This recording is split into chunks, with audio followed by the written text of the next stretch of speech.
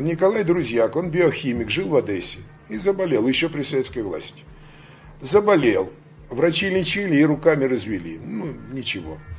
Он начал хвататься за любую возможность оздороветь, как-то, ну, продлить жизнь и прочее. Он начал бегать по утрам, ну, эффекта особого не почувствовал. Начал в море Черном зимой купаться с головой, ну, тоже ничего. Побутейко дышать начал, ну, тоже что-то есть, но реального перелома не было. Мочу начал пить, и тоже ничего. И тут ему пришла в голову гениальнейшая мысль. Вот гений Друзьяка заключается в том, что он понял, что за здоровьем надо не к врачам идти, которые сами больные, а за здоровьем надо идти к долгожителям. Вот где надо здоровье искать. И он выяснил, что в СССР было 4 устойчивых территории долгожительства, устойчивого долгожительства. Всего в мире таких территорий 20, а 4 в Советском Союзе. Это Нагорный Карабах. Люди жили 140-160 лет. Причем вот рекордсмен продолжительности жизни Советского Союза пастух Ширали Муслимов. Достоверно установлено, прожил 168 лет. До последнего дня пас овец, не болел ничем, у него было 38 внуков, а правнуков уже и пересчитать никто не мог. Вторая территория долгожительства – это верховья реки Куры в Дагестане. В низовьях ни одного долгожителя, а вот в верховьях там живут 130-150 лет. Более того, когда он туда приехал, он выяснил, что у них до революции был обычай. Если человек жил 150 лет, считалось, что ему уже хватит жить. Его правнук сажал на коня, увозил в горы, ну и там уже как его судьба, как он сам свой. То есть даже обычай такой был, что считалось, что хватит человеку уже на этом свете жить. Третья территория – это Кадорское ущелье в Абхазии. Не все абхазы долгожители. Вот которые в Кадорском ущелье живут, там 130-150 лет. И четвертая территория – это Якутия. Пока туда водку не завезли, там люди жили 120-140 лет, нормально, спокойно и все. И он начал выяснять, в чем дело. Начал выяснять, в чем дело, почему. Но это же в Одессе продолжительность жизни мужчин 56 лет, а тут 150 лет. Ну не обидно ли, правда? То есть такие же люди. Он объехал эти все территории. Причем он пишет, когда я приехал на Горный Карабах, меня поразило то, что ни один долгожитель по утрам не бегал. Не было такого. Ни один из них в реке ледяной не купался. Ни один из них пробутейка не сдал. Ни один из них не голодал. Ни один из них мочу не пил. А все здоровые. Все работают. Всем за 120-130 лет. У них нет ни аптеки, ни фельдшера, ни больницы. И все не болеют. И вот он 14 лет искал истину. Пока не нашел. Выяснил. Оказывается, все дело в воде. В воде, которую пьют эти люди, в воде, которую пьют животные, с которыми они живут, и в воде, которой поливают эти растения. Очень мягкая вода. Все эти 4 территории расположены на вулканическом плато. И там фактически вся вода – это дождевая снеговая вода, не прошедшая через почву. Там содержание ионов кальция от 8 до 20 миллиграмм на литр. Но это чрезвычайно мягкая вода. В Москве 70 миллиграмм на литр из водопровода идет, в Одессе 80 миллиграмм. Это первое, он обнаружил, что вот должна быть такая вода. И второе, что он обнаружил у долгожителей. Медицина, она утверждает, что у человека кровь должна иметь щелочную реакцию. 7,35 или 7,4 по графе pH. pH идет, ну, кислотно-щелочное равновесие, pH, вот. 7,0 это нейтральная, а меньше 7 это уже кислая, закисленная кровь. Так он выяснил, что у всех долгожителей кровь закисленная, 6,9. И выяснил, что в этой кислой крови никакая хворь не живет вообще не живет. И вот он приехал в Одессу и первым делом сделал такую воду. Сделал воду, назвал ее Николенко, начал ее пить. Вот, начал ее продавать, начали люди многие пить, в том числе доктора наук, профессора медицины, начали, и все пришли в дикий восторг. Действительно, оказывается, сразу здоровье ложкой хлебать. Это раз. И второе, он начал систематически подкислять кровь кислыми продуктами. Лимон, лимонная кислота, все фрукты, овощи имеют кислую реакцию, то есть органические кислоты начали у него. Более того, он выяснил, оказывается, все оздоровительные методики, которые улучшают здоровье и продляют жизнь человеку, они связаны только с подкислением крови. Легкий бег. Оказывается, через 30 минут легкого бега у человека в кровь поступает довольно много молочной кислоты. Значит, заболел человек, высокая температура. Врач пришел, ему дал чего? Аспирин. А что такое аспирин? Это ацетилсалициловая кислота. Витамин С. Американский профессор Полинг в 1926 году получил Нобелевскую премию за то, что доказал, витамин С способствует здоровью и долголетию человека. Вот его вывод был. А что такое витамин С? А это аскорбиновая кислота. Скажем, бег, молочная кислота. Значит, побутейка. Человек начинает нормализовать дыхание, убирает глубокое дыхание. У него в крови концентрируется очень много углекислоты. Понимаете? Голодание способствует. При голодании на второй-третий день в кровь выходит очень много кислых кетоновых тел.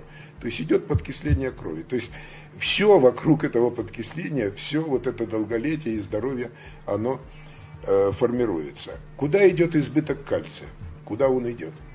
Этот избыток кальция, который вот в воде, которую мы пьем, его очень легко видно сразу. В чайнике белый налет. Белый налет в чайнике, накипь, там вот это так называемое, вот, отложение. Это соли кальция, нерастворимые, которые при кипячении туда оседают. Что у меня делала жена? Она брала туда лимона, пшик, и он сразу растворяет их и выливает. То есть кислое растворяет нерастворимые соединения кальция. Но если у вас кровь щелочная или даже нейтральная, то у вас вот этот кальций, который мы пьем, получаем с этой водой, из пищи, он начинает в крови образовывать нерастворимые соединения. И эти нерастворимые соединения откладываются на сосудах, бетонируют сосуды и закупоривают капилляры, мелкие мозга в том числе. И человек от этого и умирает. Вот именно от этого человек и мрет, что у него нарушается нормальное кровоснабжение всех органов организма.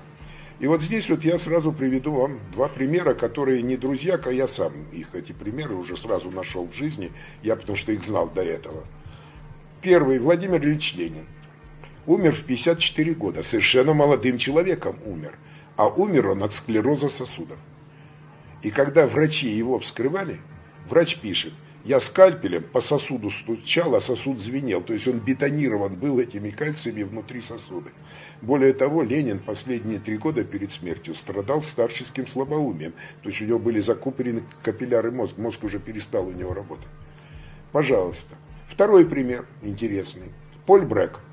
Это известный, он входит в 7 великих профессоров здоровья Америки. Это основоположник лечебного голодания.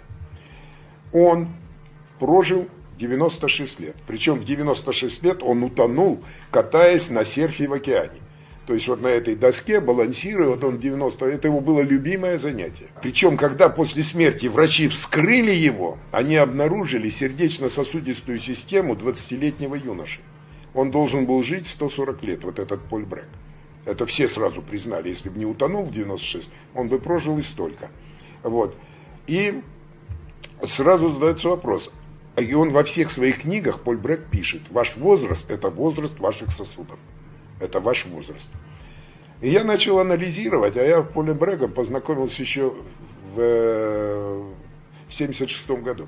Познакомился с его работой, сам издат был. И я перешел на эту систему и чувствовал себя прекрасно. Оказывается, Поль Брек всю жизнь пил только дистиллированную воду, то есть кальций он не потреблял. Второе. Один из основных и главных, самых страшных поставщиков кальция, как это будет ни странно и как это будет не неожиданно для всех, это молочные продукты. То есть это самый страшный поставщик кальция в наш организм. И человек, начав пить молоко, 100 лет жизни у себя украл. 100 лет. Потому что, вот возьмем сыр. Человеку, взрослому, для гомеостаза нормального в течение суток надо 300 мг кальция. 300 мг. Если вы съедите 100 грамм сыра, а вы спокойно съедите, там 1,5 грамма. То есть 5-дневная норма. А куда эти 4 нормы? Они все пойдут в ваши сосуды, будут вас убивать. Вот и все. Так вот, Поль Брек категорически отвергал все молочные продукты, кроме сливочного масла. Масло – это жир. Раз, это два. Третье, он голодал, то есть подкислял кровь через голодание. То есть он не убивал свои сосуды вот этим излишним кальцием. Значит, все профессора медицины, которые начали жить под Рузику, они все пришли в бешеный восторг, все в основном с Украины. Профессора медицинских институтов, и в частности известный профессор, доктор медицинских наук Леви, Владимир Леви. Он провел это дело на себе, он в Германии еще одного немецкого профессора подсадил на эту штуку. И он написал предисловие к первой книге Друзьяка, а первая книга у него называлась «Как продлить быстротечную жизнь». И он написал предисловие, которое назвал «Кислый привкус здоровья». И вот он пишет, что я провел сам на себе, да, я посмотрел все доказательства, он абсолютно прав. Полингу дали Нобелевскую премию за то, что он доказал, что аскорбиновая кислота способствует, а Друзьяк доказал, что любая органическая кислота способствует здоровью и долголетию, активному долголетию, потому что подкисляет кровь. Любая. Причем аскорбиновая не самая сильная, лимонная намного сильнее. Но, говорит, когда меня сейчас спрашивают, а какие болезни лечатся по методу Друзьяка, я, говорит, отвечаю, практически все. Практически все. И вот мы уже на кафедре 9 месяцев все живем по этой системе. Поставили себе фильтры специальные, которые отсекают кальций. Вот, это с обратным осмосом фильтры. Начали пить эту воду, начали систематически кровь подкислять. Какой критерий, что да, действительно у вас пошел оздоровительный процесс?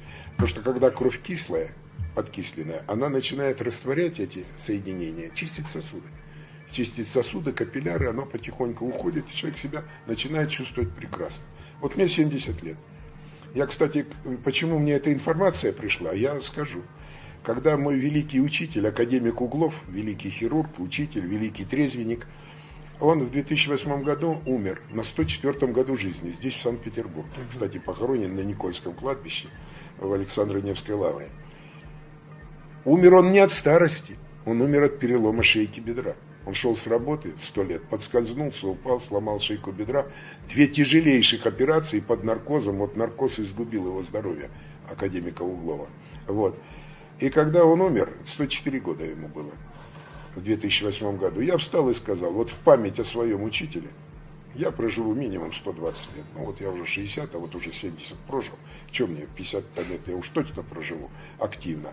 И пошла вот эта информация. Вы представляете, сразу стоило заявить, и Господь Бог начал эту информацию посылать, что вот она, вот, оказывается, уже это все известно, есть это направление. Вот. Ну и вот Углов-то тоже ведь, он до 18 лет жил в Якутии, на реке Лена. А Якутия – это территория долгожительства, он заложил себя, а потом в Питере всю жизнь жил, и он не употреблял ни алкоголь, ни табак, он себя не убивал, а жил нормальную человеческую жизнь. Потому что основное убийство, конечно, у человека даже не столько кальций тоже способен, но это вот алкоголь и табак сокращают, убивают жизнь. Но если человек переходит на здоровый образ жизни, переходит на нормальную воду, переходит на систему подкисления, он перестает болеть. Просто перестает болеть. И вот я говорю, я вот сейчас уже 9 месяцев, мы все себя чувствуем прекрасно. Энергия ключом бьет. Второе, он пишет, значит, второй параметр. У человека здорового должна моча иметь кислую реакцию. Без цвета, без запаха тоже нормально. Если моча мутная и щелочная, в организме идет очень мощный болезненный процесс. И третье, показатель, тоже очень интересный. Когда берут общий анализ крови, там есть такой параметр СОЭ. Написано СОЭ, и в скобочках написано 2-10 для мужчин, 2-15 для женщин. Норма считается, понимаете? А что такое СОЭ? Это скорость оседания эритроцитов. А эритроциты – это красные кровяные тельца, которые переносят кислород, питательные вещества по организму. И эритроциты имеют отрицательный заряд. А ионы кальция плюс имеют заряд положительный. И когда эти ионы кальция облепливают эритроцит, он становится тяжелым. У человека загустевает кровь, и она не может донести куда надо вот эти питательные вещества, от этого и вялость, и болезни, и все что угодно у человека идет. Понимаете? И чем меньше скорость оседания эритроцитов, тем подвижнее кровь, тем она жиже, тем человека выше здоровье.